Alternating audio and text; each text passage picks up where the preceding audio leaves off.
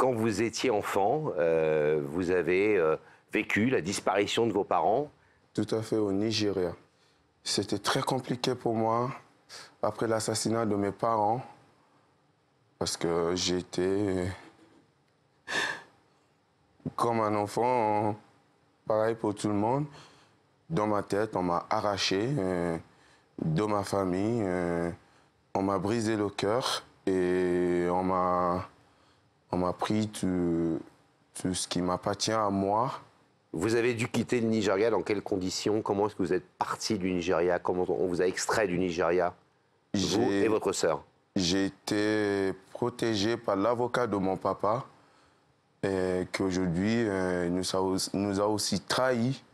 Ses engagements et ses paroles ne signifiaient à rien. C'était des paroles en l'air?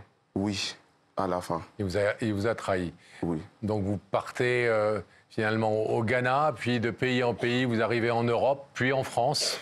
Oui.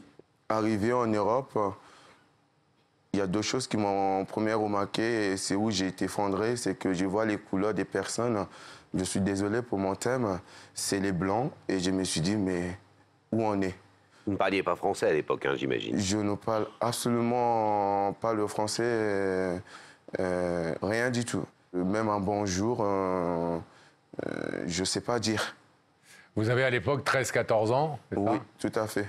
Et pendant 2 ans, vous allez, de façon un peu robotisée, être trimballé de foyer en foyer sans trop vous rendre compte de ce qui vous arrive et sans comprendre finalement quel sens prend votre vie. Au départ, c'était un foyer d'urgence. Et suite que tellement j'étais abîmé, je fais que pleurer, que je vois mes parents. Et j'ai changé des foyers à foyer. Voilà. Et un jour, vous croisez cet homme qui est dans la loge de Rebecca, le père Christophe. Vous avez alors 17 ans. Tout à fait. J'ai croisé Christophe au ski à la Clusa. Et dans mon foyer, il y a tout un tas d'activités qu'on peut s'inscrire. On a skié, ils m'ont appris à skier. Voilà, j'ai fait comme je peux. Première fois que vous voyiez la neige à l'époque? Première fois que je voyais la neige. Et première fois que vous partiez en vacances avec d'autres enfants que vous ne connaissiez pas? Tout à fait.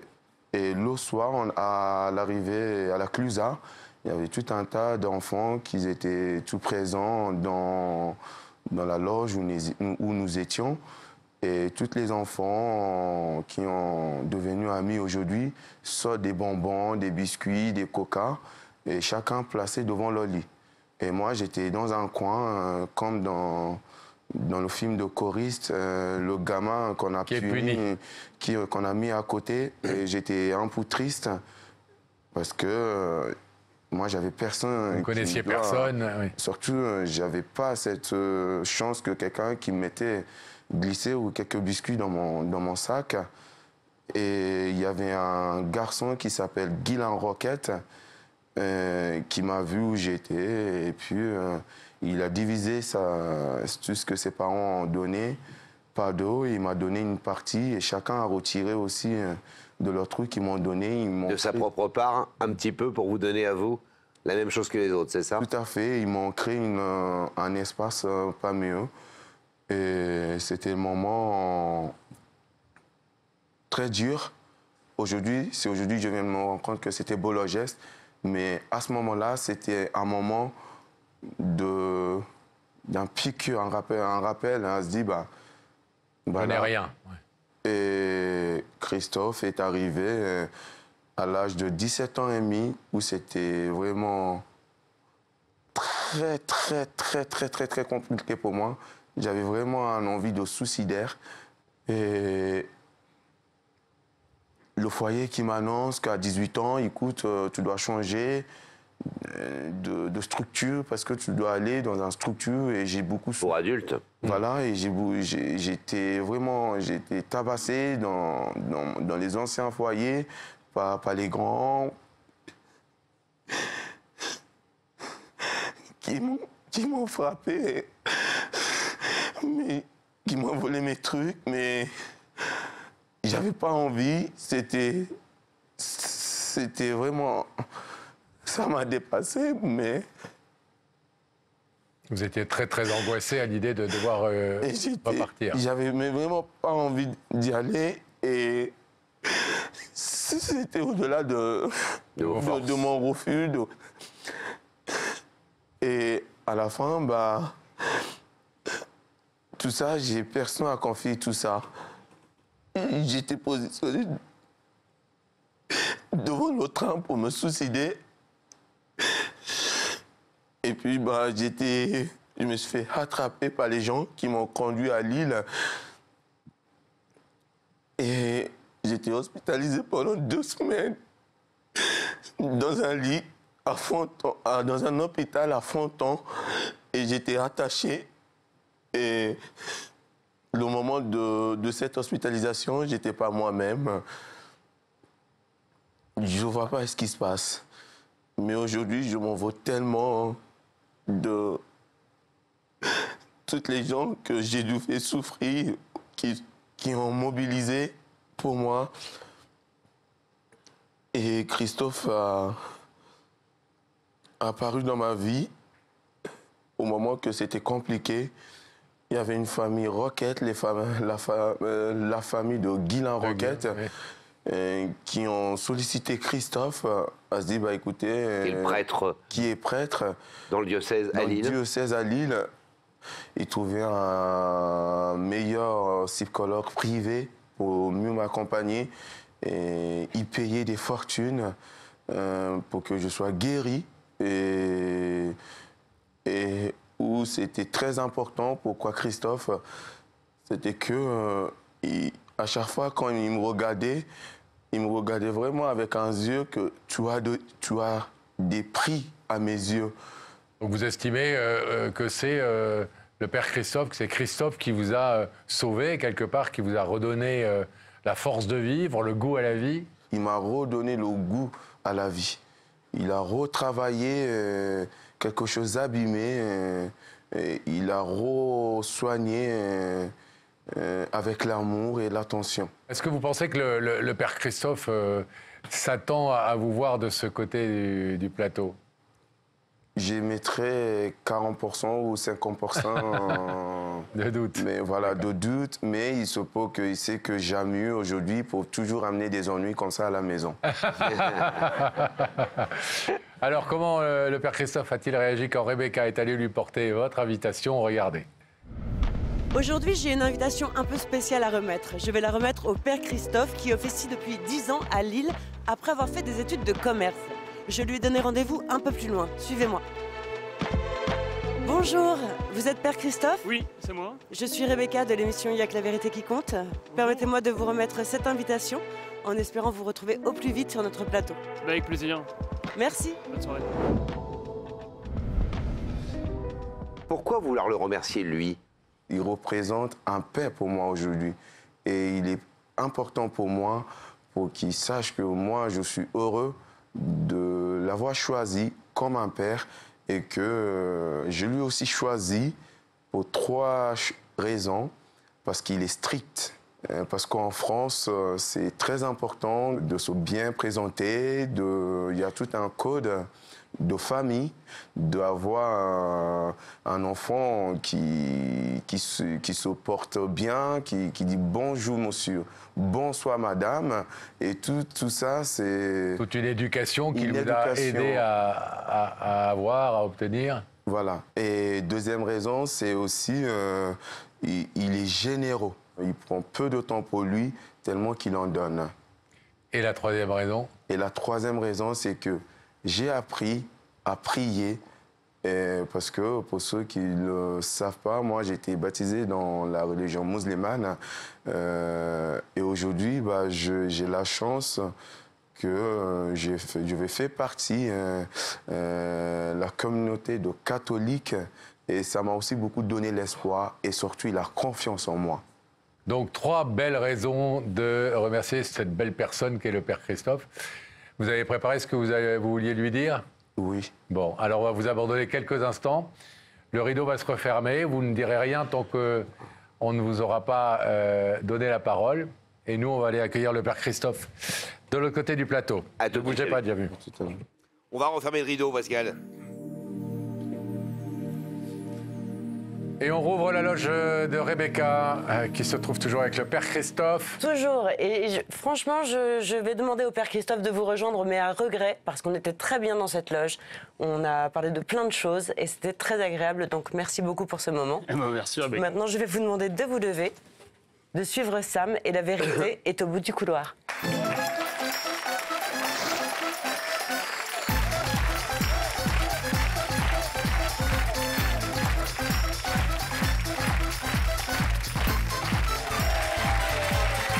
Bonsoir, ravi de vous rencontrer.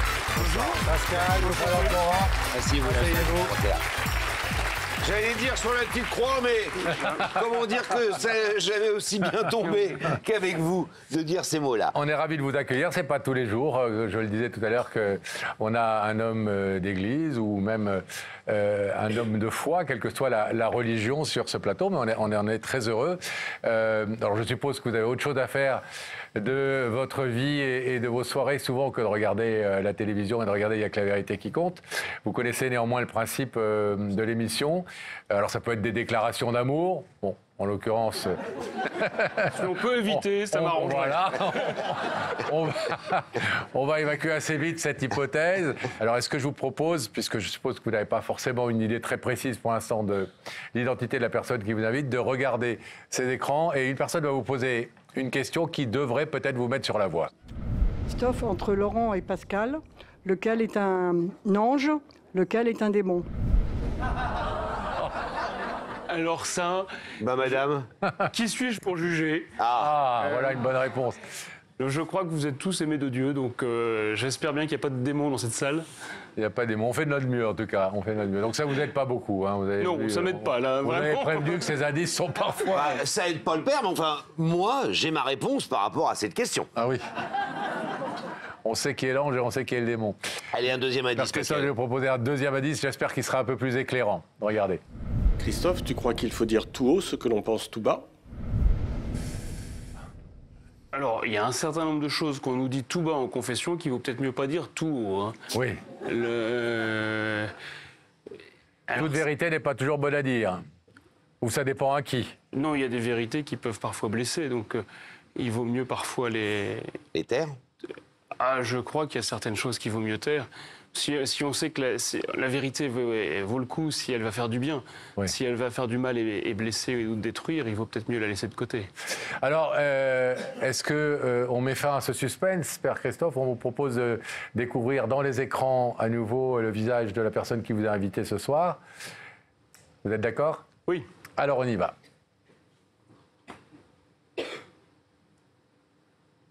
Vous faites monter le suspense, là. Oh Jamiou, ah bah c'est trop mignon. Vous connaissez ce jeune homme? Oui, malheureusement, depuis déjà quelques années. Malheureusement. Ah bah parce qu'il m'en a fait voir de toutes les couleurs. Parce que je crois qu'il m'a demandé 12 000 fois pour avoir un chien à la maison. Parce que je pense qu'il a voulu changer d'orientation à peu près au moins autant de fois qu'il m'a demandé d'avoir un chien à la maison. Non, bah évidemment que je suis hyper heureux de le voir. Donc j'aimerais bien entendre ce qu'il a à me dire.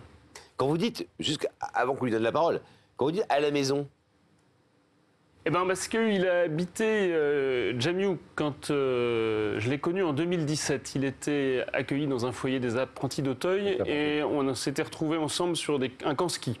Oui. Et puis on avait bien sympathisé. Lui, à la Clusa. À la Clusa. Et je vois que vous êtes informé. Ah bah un peu. Et puis à ce moment-là, c'était un peu terrible parce qu'à 18 ans, il y avait un truc qui faisait qu'il n'y avait plus de subventions pour les accueillir dans les foyers. Et ils se retrouvaient du jour au lendemain à la rue.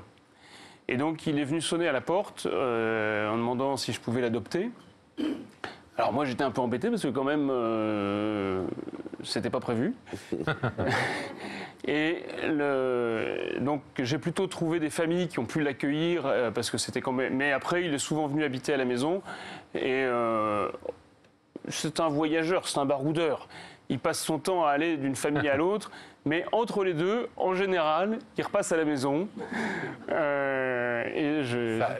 point d'ancrage, c'est le Père Christophe, c'est la maison du Père Christophe. Voilà. Est-ce que vous voulez écouter alors ce que Jamiou est venu vous dire? Bah oui. Jamiou, c'est à vous.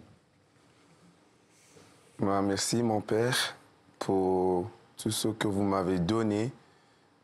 Merci pour la richesse humainement. Merci de tout cœur. Et je vous promets que je ferai aussi de bien et la valeur humaine que vous m'avez partagée autour de moi jusqu'à mon dernier jour. Et je vous remercie pour tout, que le jour que vous viendrez vieillir, je serai aussi là pour vous accueillir chez moi avec ma famille. Merci mon Père. On peut applaudir.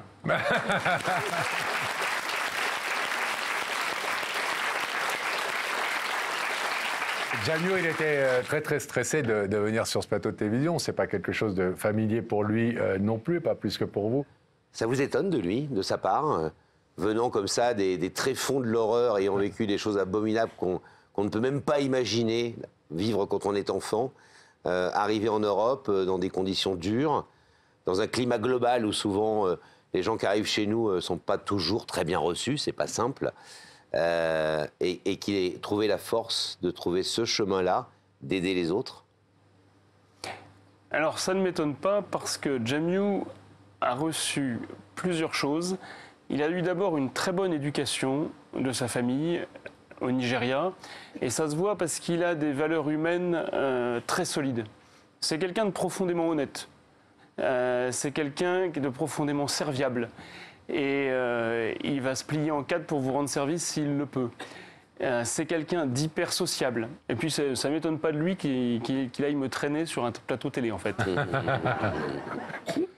Il y a dans ce jeune homme qui a à peine 23 ans et qui a vécu, on l'a vu, on l'a dit, on l'a entendu, des choses extrêmement difficiles.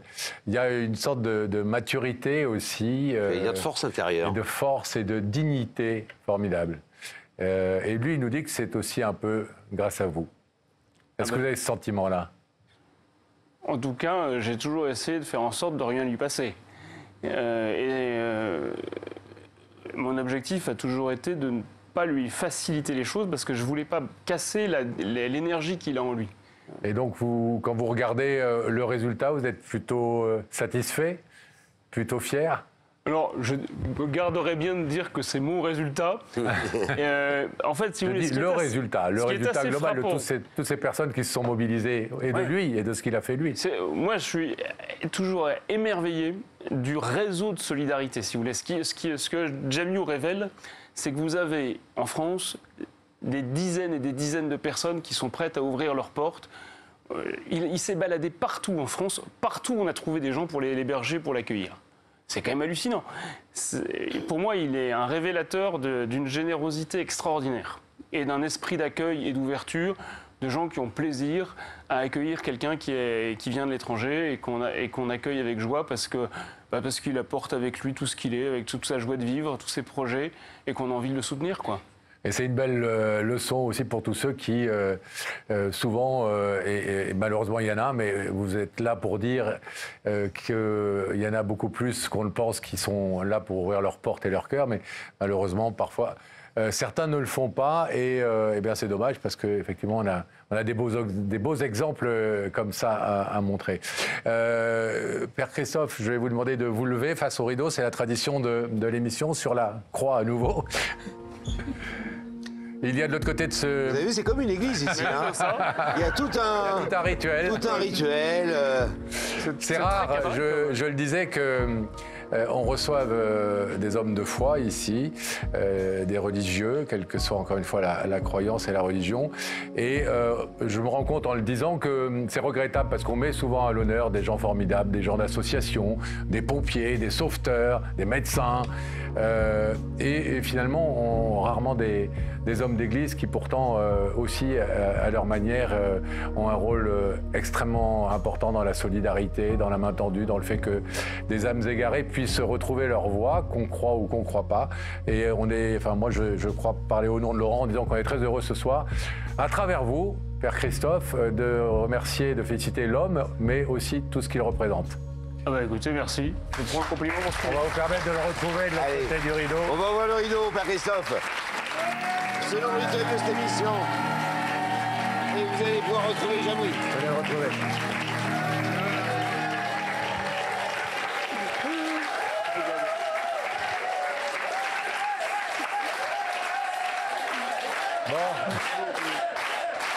Beau jeune homme, vous êtes content? Vous avez pu mettre à l'honneur cet homme si important pour vous. Oui. Mais on a entendu des promesses aussi, c'est que quand le père Christophe sera fatigué, ça sera à vous de l'accueillir à la maison et de vous occuper de lui. C'est pour ça que je travaille dur dès aujourd'hui. Et bravo pour ce que vous faites. On en profite. Vous nous avez beaucoup émus ce soir. Je pense que vous avez ému avec vos larmes beaucoup de gens qui étaient dans le public et évidemment, j'espère beaucoup de gens qui sont chez eux et qui regardent cette séquence ce soir. Cette émission, elle sert à ouvrir les cœurs et souvent, les larmes des uns font bouger les cœurs. Mais souvent, quand ça parle au cœur, ça parle à la raison. Et je suis persuadé que plein de messages que vous avez dit ce soir vont peut-être faire réfléchir les gens et faire bouger un peu certaines positions un petit peu caricaturales parfois. Voilà. Père Christophe, ravi d'avoir fait votre connaissance. Merci d'avoir été présent. Allez, repartez ensemble là-bas. Théophile. À bientôt. Merci.